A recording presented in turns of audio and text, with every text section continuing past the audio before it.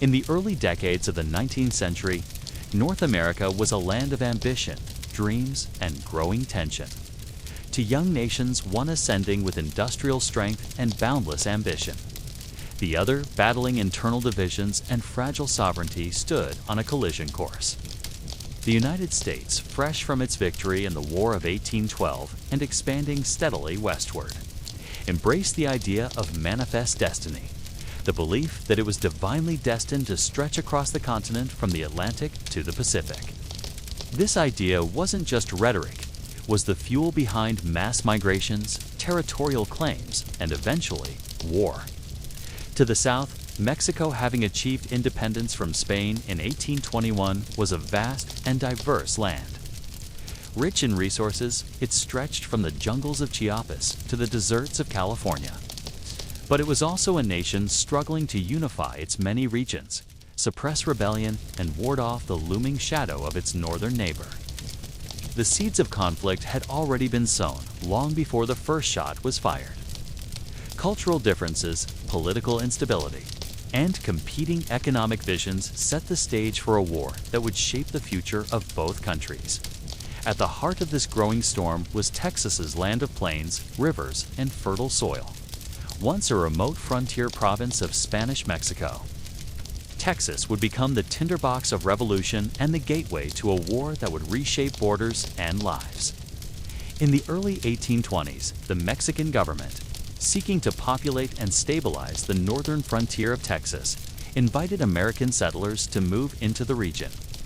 These settlers, known as empresarios, were granted vast tracts of land in exchange for a pledge. They were to become Mexican citizens, obey Mexican laws, and convert to Catholicism. At first, this arrangement seemed mutually beneficial. Thousands of Americans, many from the southern United States, moved to Texas to raise cattle and grow cotton. They brought with them not only plows and rifles, but also enslaved African Americans, despite the fact that Mexico had outlawed slavery in 1829. As more settlers arrived, tensions began to rise. Many Anglo-American settlers refused to fully integrate into Mexican society. They spoke English, practiced Protestant faiths, and disregarded Mexican laws. They demanded more autonomy and, in some cases, outright independence. By the mid-1830s, Mexico, under the leadership of President Antonio de Santa Anna, sought to reassert control over Texas. What followed was the Texas Revolution, a short but bloody conflict that culminated in the famous Battle of the Alamo, and, eventually, the formation of the Republic of Texas in 1836. The newly declared Republic of Texas, led by figures such as Sam Houston, claimed its independence, though Mexico refused to recognize it. In Washington, the issue of whether to annex Texas became a political firestorm. To many Americans, especially in the South, Texas represented opportunity, more land for cotton, and with it, more territory where slavery could expand.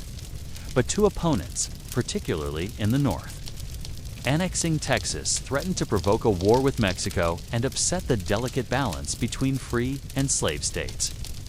For nearly a decade, Texas stood as an independent Republican nation in limbo, its borders disputed, its future uncertain. Meanwhile, in Mexico, internal chaos reigned. Governments rose and fell, often by military coup. Santa Anna would return to power several times, a symbol of the instability that plagued the young republic. Mexico lacked the military and economic strength to reconquer Texas, but it made clear that any attempt by the United States to annex the breakaway republic would be viewed as an act of aggression. As the 1840s dawned, a new wave of American nationalism surged across the country. Fueled by editorials, sermons, and political speeches, the concept of manifest destiny became a rallying cry. The United States, it was believed, had a sacred duty to spread its civilization and institutions across the continent. The West California, Oregon, New Mexico was seen not as a foreign land, but as a future home. President James K. Polk, elected in 1844, embodied this vision. A dedicated expansionist, Polk promised to acquire California and settle the Oregon border dispute with Britain. Most controversially, he supported the annexation of Texas.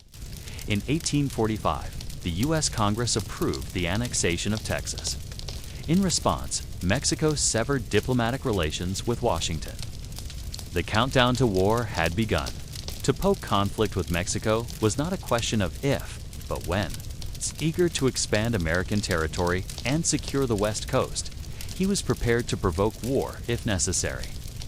In late 1845, Polk dispatched diplomat John Slidell to Mexico with an offer: $30 million for California and New Mexico, and an agreement to recognize the Rio Grande as the Texas border. The Mexican government, still reeling from internal strife, refused even to receive Slidell.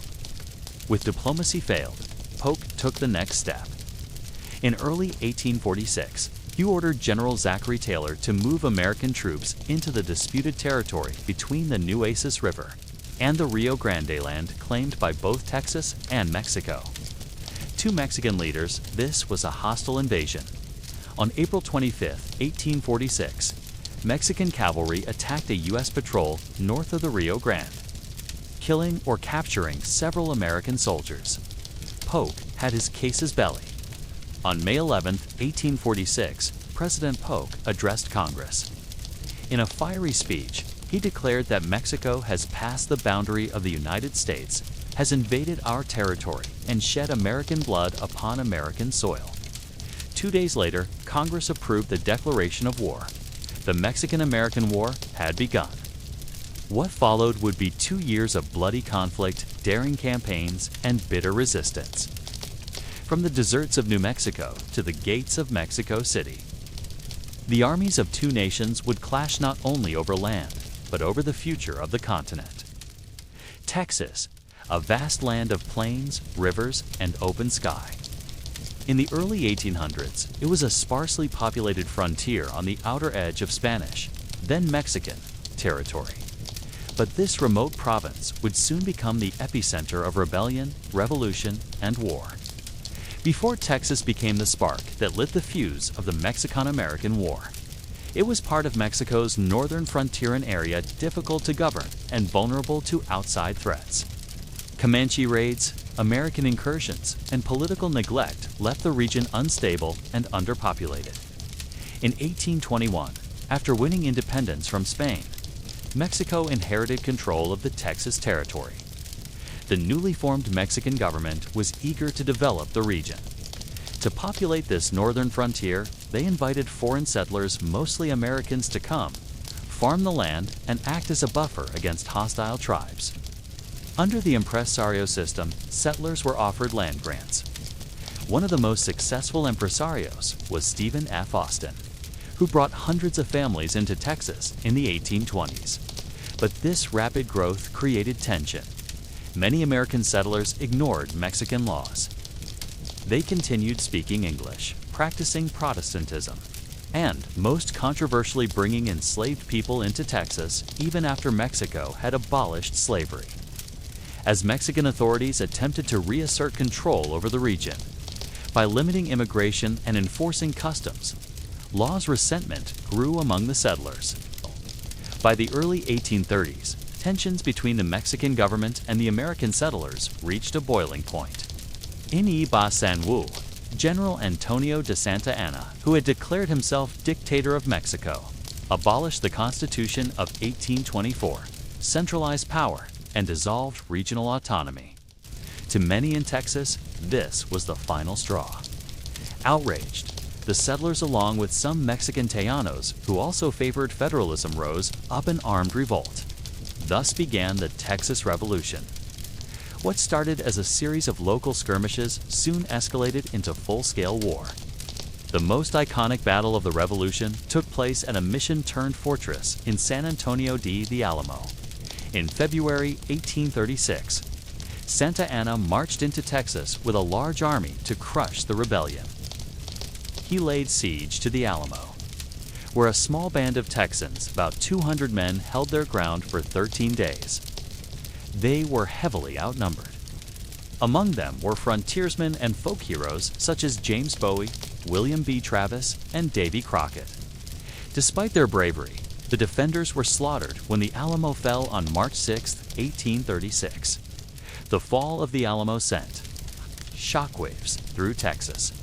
But Santa Anna's brutality didn't end there. At Goliad, more than 300 Texan prisoners of war were executed under his orders. These massacres enraged the Texans and galvanized support for independence. "Remember the Alamo, remember Goliad," became rallying cries as General Sam Houston led Texan forces in a strategic retreat eastward, drawing Santa Anna's army deeper into unfamiliar territory. The decisive moment came on April 21, 1836, at the Battle of San Jacinto. With a surprise attack on the Mexican camp, Houston's smaller army caught Santa Anna's troops completely off guard. In just 18 minutes, the Texan forces routed the Mexican army, killing and wounding hundreds. Santa Anna himself was captured the next day while trying to escape in disguise.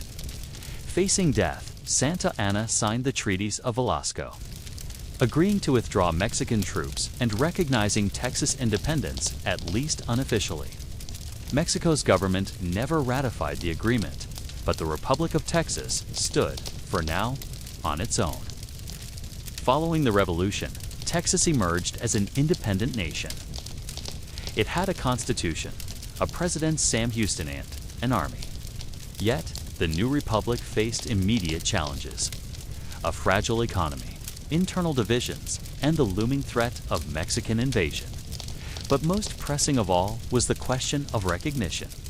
The United States quickly recognized the Republic of Texas in 1837, but Mexico never did. To Mexican leaders, Texas remained a rebellious province temporarily out of reach. Many Texans wanted their fledgling country to join the United States, but the issue was explosive. Annexing Texas would almost certainly provoke war with Mexico and inflame the growing conflict between slave and free states within the U.S. for nearly a decade. Texas remained in political limbo, recognized by some nations, ignored by others, and constantly under threat. By the early 1840s, the United States was changing. The belief in manifest destiny was gaining momentum, and westward expansion became central to national identity. In 1844, the U.S. presidential election brought James K. Polk to power, a staunch Democrat and ardent expansionist. He promised to annex Texas, acquire California, and expand American territory westward. Just before Polk took office, Congress approved the annexation of Texas. On December 29, 1845, Texas officially became the 28th state of the United States. To Texans, this was a long-awaited triumph. To Mexicans, it was a national insult. Mexico broke diplomatic relations with the United States. The fragile peace between the two nations began to unravel. Adding to the crisis was a dangerous disagreement over borders. The United States recognized the Rio Grande as the southern boundary of Texas. Mexico insisted it was the Nueces River. Over 100 miles to the north, between these two rivers lay a strip of disputed land both nations claimed, and where neither would back down. With Texas now a U.S. state, and both sides unwilling to compromise on where Texas ended and Mexico began, war was no longer a possibility, was becoming an inevitability. What began as a frontier rebellion was about to ignite a full-scale war between nations. The annexation of Texas in December 1845 sent shockwaves across North America. In Washington, it was celebrated as a milestone of manifest destiny. In Texas, it was viewed as a homecoming to the United States. But in Mexico City, it was an outrage and national humiliation that could not be ignored. To the Mexican government, the United States had just absorbed a rebellious territory that rightfully belonged to Mexico. It wasn't just about pride, it was about sovereignty, survival, and the fear that more of Mexico's northern lands would be lost next. In the months following annexation, diplomatic relations between the United States and Mexico deteriorated rapidly. Mexican officials condemned the annexation as a violation of previous treaties and an act of aggression.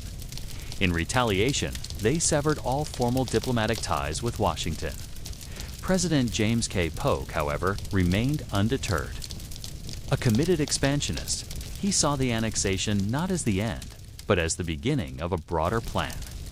His eyes were fixed westward in California, on the Pacific coast, and on completing the nation's continental expansion. But Polk understood that war with Mexico was likely. To prepare for that possibility, he began laying the groundwork. In late 1845, he sent a special envoy, Jean Slidell, to Mexico City with an extraordinary offer. John Slidell's mission was bold. He was to offer Mexico up to $30 million to purchase California and New Mexico, and to resolve the Texas border dispute in America as favor by accepting the Rio Grande as the boundary. But in Mexico City, chaos ruled. The Mexican government was in turmoil. Presidents came and went in rapid succession, and the country was on the verge of civil unrest. Slidell never even got the chance to present his proposal. Mexican officials, consumed with internal crisis and deeply mistrustful of American motives, refused to meet with them. The rejection of Slidell's mission gave Polk the excuse he needed. He declared that diplomatic efforts had failed and moved to a more aggressive strategy. In early 1846, Polk ordered General Zachary Taylor to take his army into the disputed zone between the Nueces River and Rio Grande, stretch of barren land claimed by both Mexico and the United States. Though the territory was sparsely inhabited, the symbolism was potent. By entering the region, the United States was asserting sovereignty and daring Mexico to respond. Taylor's army, numbering about 4,000 men, established a camp near the Rio Grande, directly across from the Mexican town of Matamoros. He built fortifications, flew the American flag, and made it clear that he intended to stay. To the Mexican military, this was an outright invasion. President Mariano Perez, who had seized power in a coup, responded by ordering his generals to defend the nation's honor and its territory. On April 25, 1846, the first blood of the war was shed. A Mexican cavalry unit crossed the Rio Grande and attacked a patrol of American dragoons under the command of Captain Seth Thornton. The skirmish, known as the Thornton Affair, left 11 Americans dead and dozens captured. The battle took place in the disputed zone, but Polk seized the opportunity. He now had a provocation he could use to rally Congress and the American public. When news of the attack reached Washington, Polk addressed Congress with a fiery statement. Mexico has passed the boundary of the United States, he declared, has invaded our territory and shed American blood upon American soil. Though the claim was controversial, since many believed the land wasn't clearly U.S. territory, Polk's framing proved effective. On May 13, 1846, the United States Congress declared war on Mexico. Most Democrats supported the war enthusiastically. Many saw it as a just response to Mexican aggression. Expansionists hailed it as the fulfillment of manifest destiny. But not everyone agreed. Whig Party members, especially those from the North, questioned Polk's motives. They suspected he had engineered the crisis to seize more territory and expand slavery. Among them was a young freshman congressman from Illinois, Abraham Lincoln, who later challenged Polk's version of events by demanding to know the exact spot where American blood had been shed. Still, the war resolution passed easily. The United States was now at war with Mexico, its conflict that would soon stretch from the deserts of California to the streets of Mexico City. For Mexico, the declaration of war was a disaster. Politically unstable, militarily underprepared, and economically fragile. The nation now faced a powerful enemy with better equipment, higher morale, and a rapidly mobilizing population. Santa Anna, the political chameleon, maneuvered once again to return to power. Though in exile in Cuba, he offered to negotiate peace. If he were allowed back into Mexico, the U.S. agreed, hoping he'd help stabilize the situation. But once back in Mexico, Santa Anna renounced the agreement and rallied the country to war. Now back in power, Santa Anna would lead Mexican forces in what he promised would be a heroic defense of the homeland. But the odds were stacked against him. The Mexican army, though brave, was poorly supplied inconsistently trained and scattered across vast distances. The stage was now set for a multi-front war.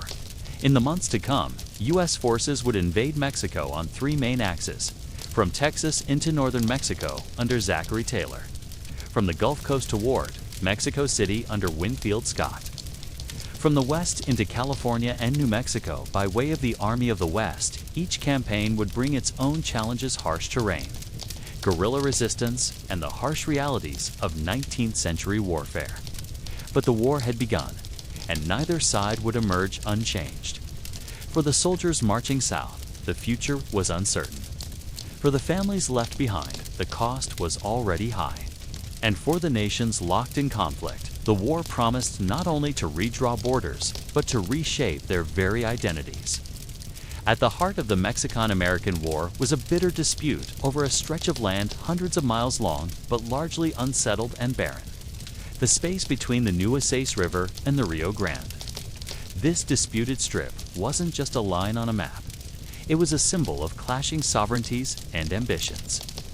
Both Mexico and the United States claimed the land as their own, but their versions of history and law diverged sharply.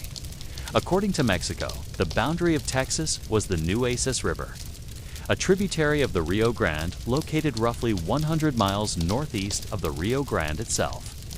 The United States, however, asserted that the border was the Rio Grande, a larger, more imposing river that coursed from Colorado to the Gulf of Mexico, defining Texas' southern and western boundary. This dispute was more than academic. The area between the rivers, called the Nueces Strip, was claimed and patrolled by both nations. Settlers, traders, and military forces all crossed this contested zone, often provoking tensions and clashes. Why was this barren stretch so important? For one, controlling the Rio Grande meant access to major waterways and a strategic defensive position. Moreover, the Rio Grande's location brought Texas and, by extension, the United States closer to Mexico's heartland. The farther south the U.S. border extended, the more influence America could exert over Mexico's northern territories. To Mexico, conceding the Rio Grande boundary meant losing not just land, but prestige and power. In late 1845 and early 1846, the U.S. government attempted to resolve the border dispute diplomatically. As part of his mission, John Slidell had been instructed to offer Mexico $30 million for the territories of California and New Mexico, and to settle the Texas border issue by recognizing the Rio Grande as the official boundary. But as Part 3 recounted, Slidell never got far. Mexico's government, deeply unstable and unwilling to recognize American demands, refused to even grant Slidell an audience. With diplomacy dead in the water, tensions escalated. Both sides began to prepare for the possibility of armed conflict. President Polk ordered General Zachary Taylor to move his troops south from the Nueces River into the disputed territory near the Rio Grande.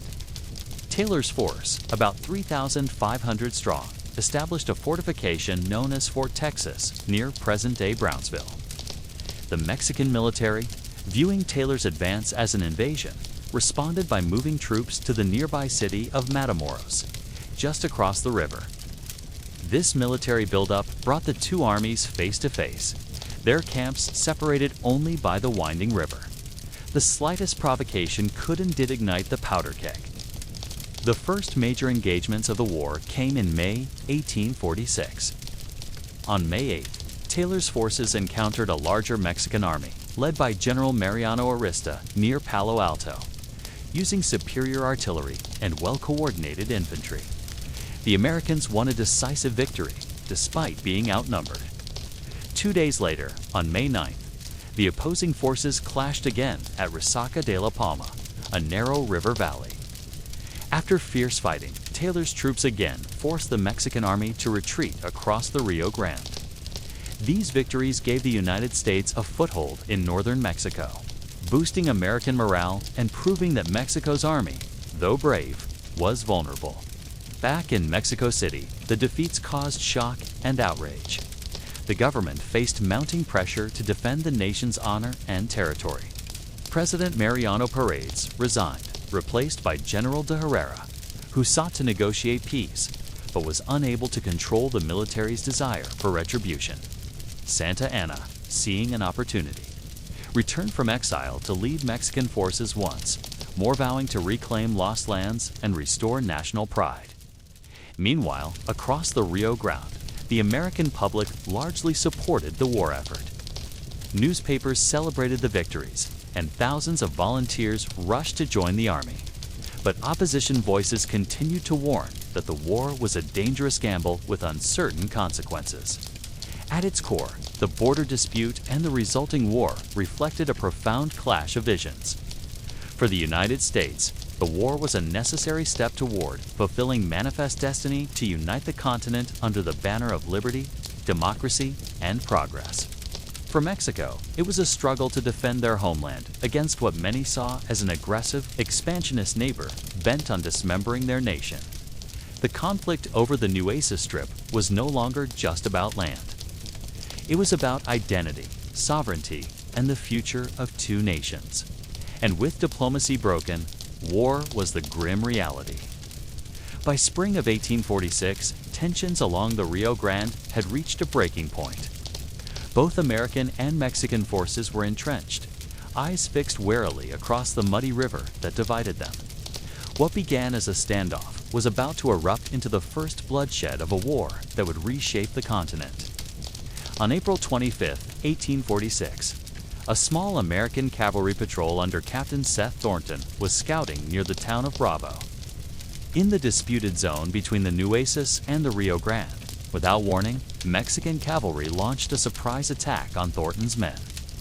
Outnumbered and outmaneuvered, the Americans suffered 11 killed, 6 wounded, and 52 taken prisoner.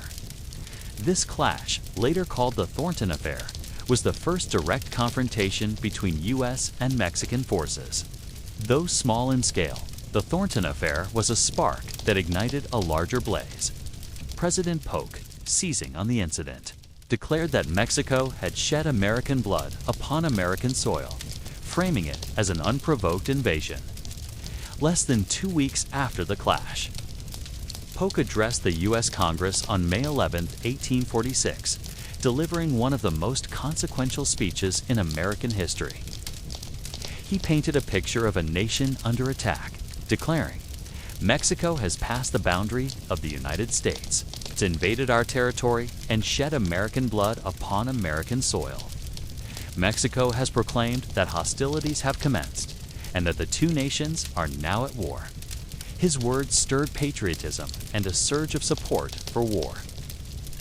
Within days, Congress voted overwhelmingly in favor of a declaration of war against Mexico. On May 13, 1846, Congress formally declared war. The vote was not unanimous. Opposition existed, especially among Northern Whigs and abolitionists, who questioned the morality and legality of Polk's justification. But the tide of public opinion and political momentum carried the nation into conflict. The United States, energized and united, prepared to send thousands of troops into Mexico's northern provinces. A war that many hoped would be short and decisive had begun. General Zachary Taylor's forces, stationed near the Rio Grande, quickly became the focal point of military operations.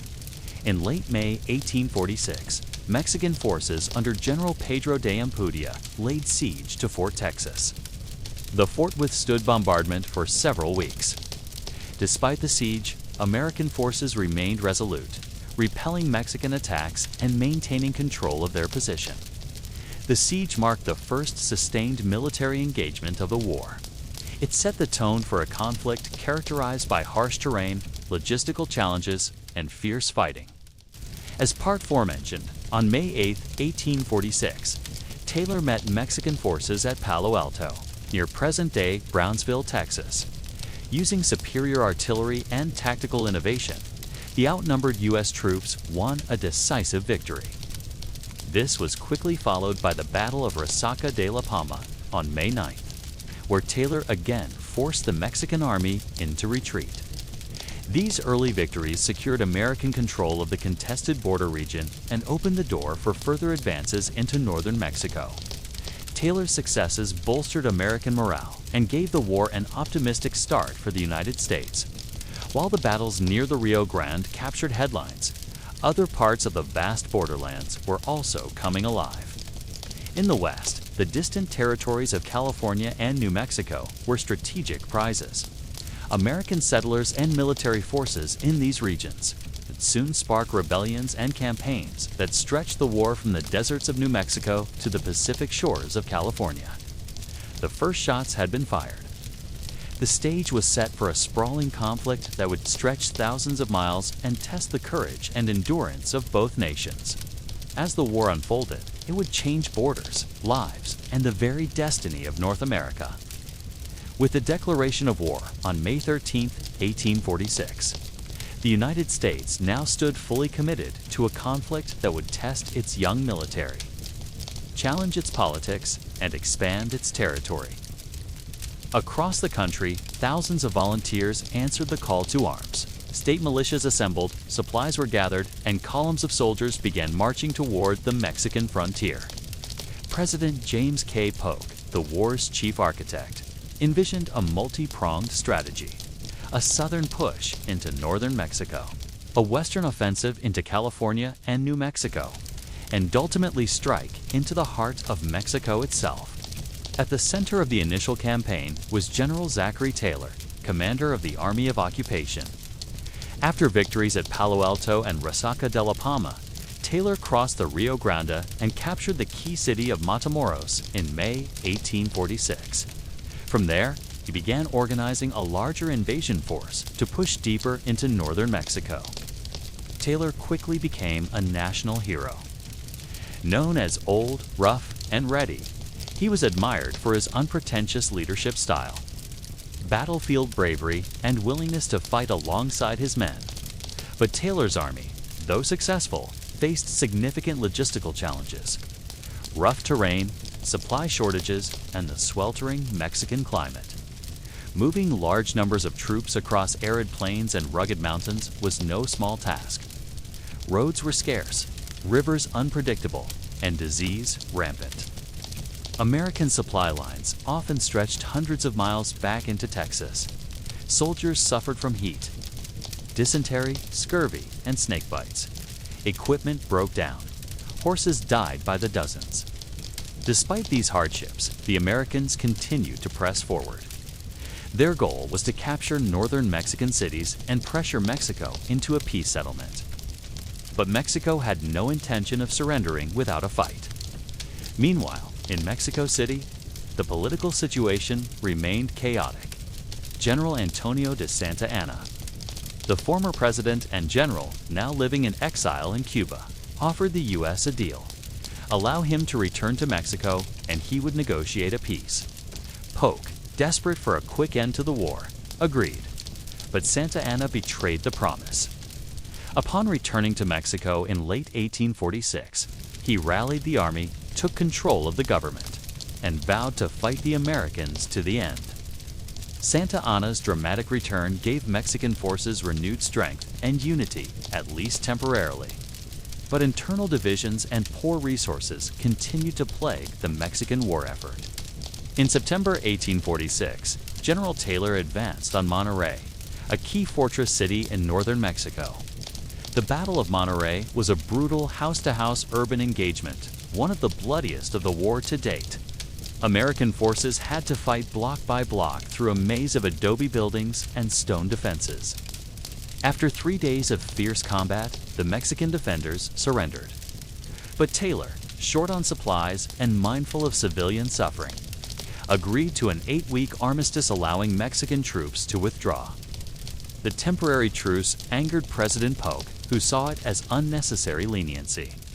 Nevertheless, the capture of Monterrey was another major victory for the United States. As the war expanded, more officers began making names for themselves. Among them were 2 men whose paths would one day cross again on a very different battlefield: Ulysses S. Grant, young lieutenant serving under Taylor, and Robert E. Lee, an engineer and scout in General Winfield Scott's army. Their experiences in Mexico would leave a deep impression, shaping their strategies in the Civil War years later. For these rising officers, Mexico was their proving ground. For the U.S. Army, it was a crash course in large-scale, multi-theater warfare. While Taylor fought in the North, a parallel campaign was unfolding in the American Southwest. In June 1846, a small band of American settlers in California, aided by U.S. Navy forces, launched the Bear Flag Revolt, declaring an independent California republic. Soon after, U.S. forces under Commodore John D. Sloat and General Stephen Kearny moved in, occupying California's major cities with little resistance. At the same time, Kearny led the Army of the West into New Mexico, capturing Santa Fe without firing a shot. The region's weak defenses and divided leadership made occupation swift and bloodless. Within months, the United States had taken control of California and New Mexico, winning immense territory to the American map. Back in Washington, the war remained deeply polarizing. Supporters hailed each new victory as proof of American superiority and the righteousness of manifest destiny. But critics, especially Northern Whigs, viewed the war as unjust, immoral, and a thinly veiled attempt to expand slavery. Abraham Lincoln, now a congressman, challenged Polk directly, demanding proof of where American blood had been shed. These political divisions foreshadowed deeper fractures in the American Republic. Fractures that the new territories would only widen in years to come. The early campaigns of the Mexican-American War brought swift victories and swelling pride to the United States. But the war was far from over. Ahead lay the deadliest chapters: the siege of Mexico City, the brutal mountain campaigns, and the long road to peace. While battles raged along the Rio Grande and in northern Mexico, the war took on a different character farther west. In the distant and underdefended Mexican territories of California and New Mexico, American forces advanced swiftly, facing little resistance, but navigating cultural complexity, political unrest, and vast, unforgiving landscapes. These Western campaigns would bring more than just military victories, new peoples and new questions to the growing American Republic. In June 1846, a group of American settlers in Northern California, mostly frontiersmen and adventurers, seized the town of Sonoma and declared the formation of an independent republic. They called it the California Republic, raising a hastily drawn flag bearing a star and a grizzly bear. This short-lived uprising became known as the Bear Flag Revolt. The revolt was not part of a formal U.S. military operation. However, it was quickly absorbed into the larger American war effort. When Commodore Stoff, the U.S. Navy, landed in Monterey on July 7th and proclaimed California under U.S. control, American forces took over California's major coastal cities within days, with minimal resistance from local Mexican authorities. The Pacific Squadron of the U.S. Navy played a decisive role in the occupation of California. Commanders John D. Sloat and later Commodore Robert Stockton led the capture of key ports, including San Francisco, Santa Barbara, and Los Angeles. These actions secured U.S. control over the California coastline, vital for future commerce and strategic control of the Pacific. Though the initial conquest of California was rapid, holding it proved more difficult. In late 1846, California rebels, Mexican citizens loyal to their homeland, rose up in Southern California and briefly retook Los Angeles. Led by General Flores, Mexican Californios mounted a counteroffensive to reclaim their territory. In a series of skirmishes, they forced US forces to retreat from Los Angeles, retaking the town. But their success was short-lived. In early 1847, American forces under General Stephen Kearny, who had marched overland from New Mexico, joined with Stockton's troops to launch a counterattack. The two decisive battles, Rio San Gabriel and La Mesa, both fought in January 1847, crushed the California resistance. Soon after, the Californios surrendered, and the final resistance to American control of California ended. The peaceful surrender was formalized in the Treaty of Cahuenga, signed on January 13, 1847, at a ranch house near Los Angeles. It was not a treaty between governments, but an agreement between military leaders. Under its terms, the California fighters laid down their arms and were granted amnesty. American rule over California was now uncontested. With California secure, the United States now controlled the Pacific, coast-realizing a key objective of the war. But another vast region to the east remained to be taken: New Mexico. In the summer of 1846, General Stephen W. Kearny led the Army of the West, a force of about 1,700 men from Fort Leavenworth, Kansas, across the Great Plains, aiming to seize Santa Fe, the capital of New Mexico. Kearny's march, covering nearly 1,000 miles through scorching heat, rivers, and mountains, was a logistical feat. But when he arrived, he found no battle awaiting him. The Mexican governor, Manuel Armijo, chose not to resist. Weakened by internal political feuds and lacking public support, Armijo fled. On August 18, 1846, Kearny entered Santa Fe without firing a shot. Kearny immediately established American control over the territory, setting up a temporary civil government and issuing proclamations of protection for local residents.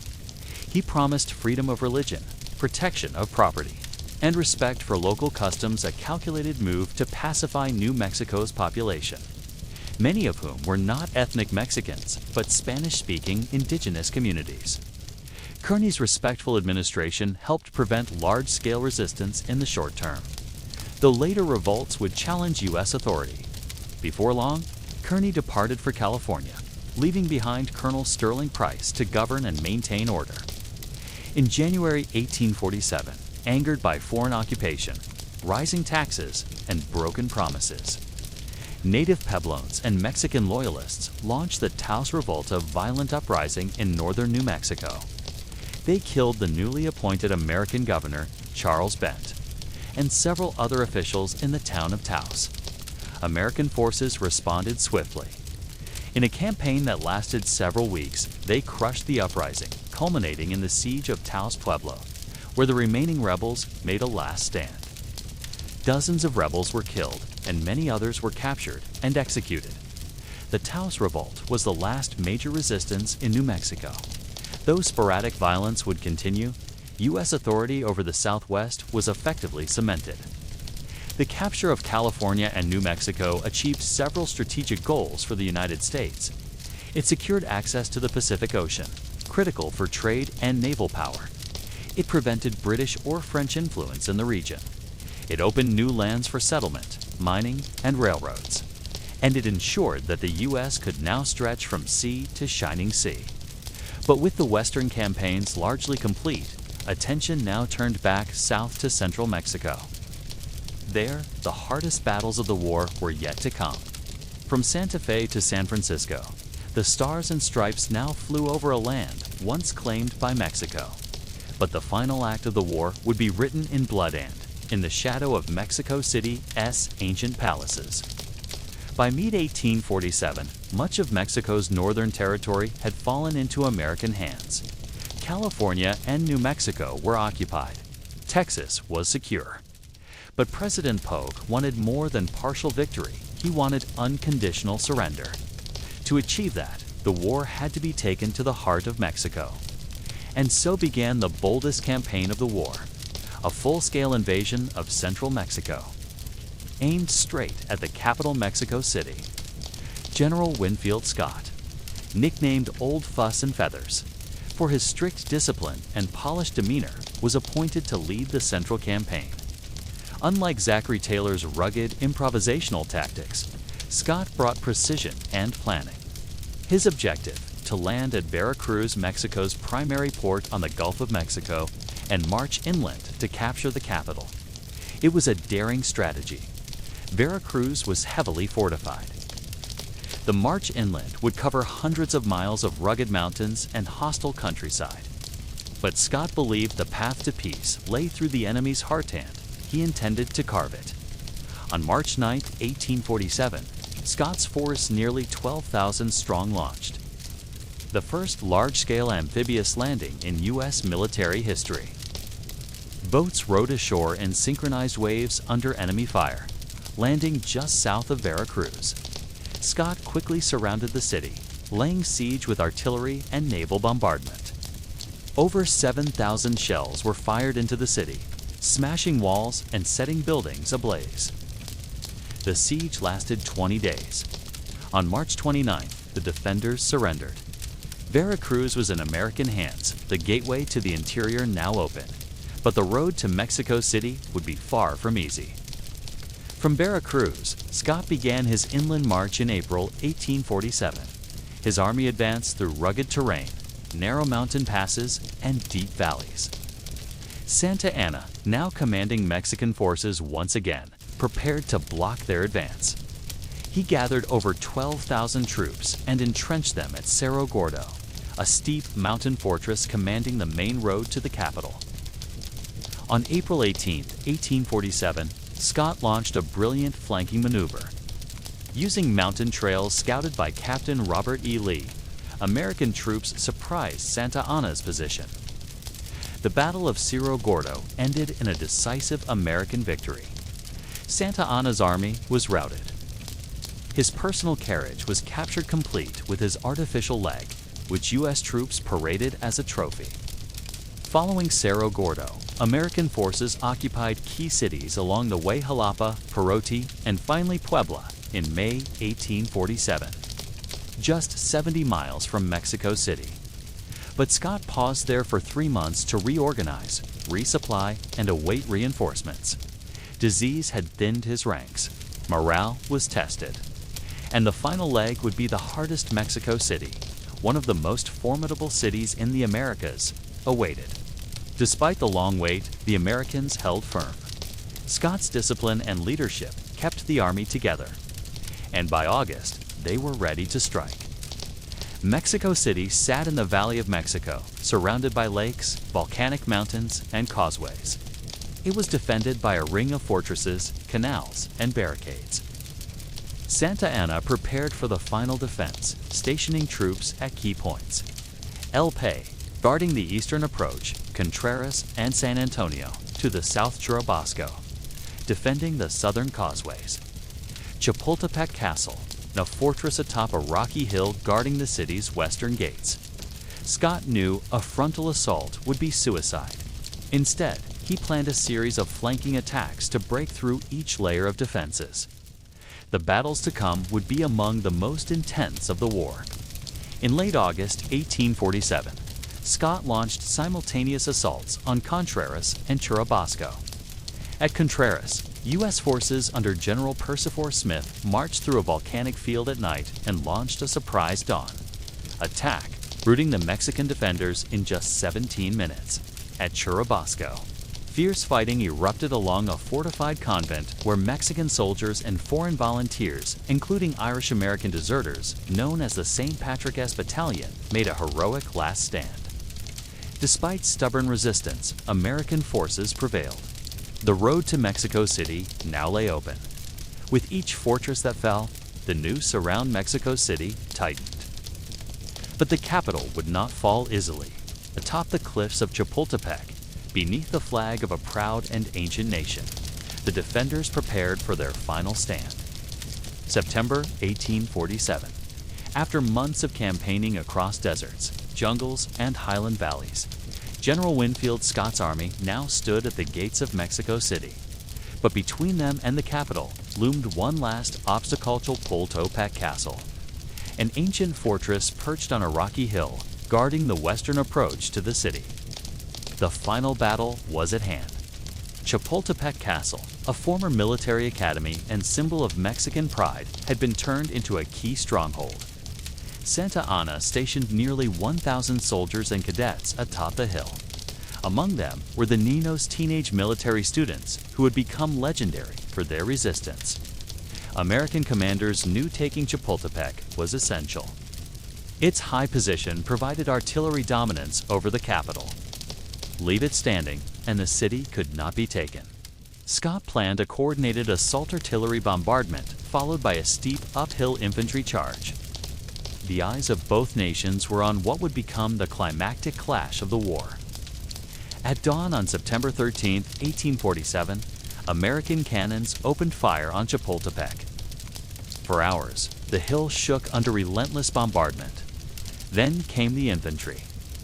Under the command of General William Worth and Gideon Pillow, American troops surged up the rocky slopes through cactus, rubble, and falling shot. Mexican defenders fought valiantly, firing from stone parapets and within the castle walls. The young cadets, some as young as 13, refused to retreat. According to legend, one student, Juan Escutia, wrapped himself in the Mexican flag and leaped from the walls to keep it from being captured. By midday, the castle was in American hands. The tricolor had fallen, and with it, the last major barrier to Mexico City's gates. With Chapultepec taken, Scott divided his army into two columns for the final approach. One advanced along Belen Gate. The other pressed through the San Cosme Causeway. Both routes led directly into the city, but both were heavily defended by barricades, sharpshooters, and artillery. On September 14th, American forces entered Mexico City. Mexican troops and civilians offered sporadic resistance, firing from rooftops and alleyways. But without coordinated command, the defense collapsed. By afternoon, U.S. soldiers raised the American flag over the National Palace. Mexico City, ancient capital of empires, home to millions, had fallen. The United States now held the beating heart of the Mexican Republic. Though the battle was over, Mexico City descended briefly into chaos. Bands of looters roamed the streets. Mexican civilians panicked. Some neighborhoods resisted with makeshift barricades and snipers. American commanders imposed martial law to restore order. Scott, recognizing the fragile situation, moved quickly to stabilize the city. He forbade looting, punished violence, and issued proclamations urging respect for Mexican civilians. Though there was bitterness, there was also stunned silence. The war that had begun in the deserts of Texas now ended in the capital of a conquered nation. As the Americans entered the city, Santa Anna abandoned his post. Disgraced and discredited, he fled into the countryside, eventually resigning the presidency for the final time. His defeat marked the end of Mexican military resistance. Other generals considered fighting on, but the Mexican army was shattered. Its capital lost, its people weary. Peace was the only path forward. Even with Mexico City under American control, formal peace was not immediate. In the months that followed, negotiations moved slowly. The U.S. occupied the capital, and small insurgent groups continued to resist, especially in rural areas. But by early 1848, a treaty began to take shape. Mexican diplomats, under pressure and with few options, sat down with American representatives in the town of Guadalupe Hidalgo, north of the capital. On February 2, 1848, the Treaty of Guadalupe Hidalgo was signed. The terms were historic. Mexico recognized the Rio Grande as the southern border of Texas. The United States gained California, New Mexico, Arizona, Nevada, Utah, and parts of Colorado and Wyoming, nearly half of Mexico's territory. The U.S. agreed to pay Mexico $15 million and to assume about $3 million in Mexican debts owed to U.S. citizens. The treaty reshaped the continent. It fulfilled the dream of manifest destiny, but at a steep cost, especially for Mexico, which lost half its territory and tens of thousands of lives. The fall of Mexico City marked the final chapter of a war that had begun over border lines, but ended in empire. The United States had expanded its territory to the Pacific. Mexico had been humbled, its capital taken, and North America would never be the same. The Treaty of Guadalupe Hidalgo brought an end to nearly 2 years of bloodshed, but the legacy of the Mexican-American War would echo through the decades, shaping nations, inspiring revolutions, and laying the groundwork for even deeper divisions to come. It was a war of conquest, resistance, and transformation, and its consequences would reach far beyond the battlefield.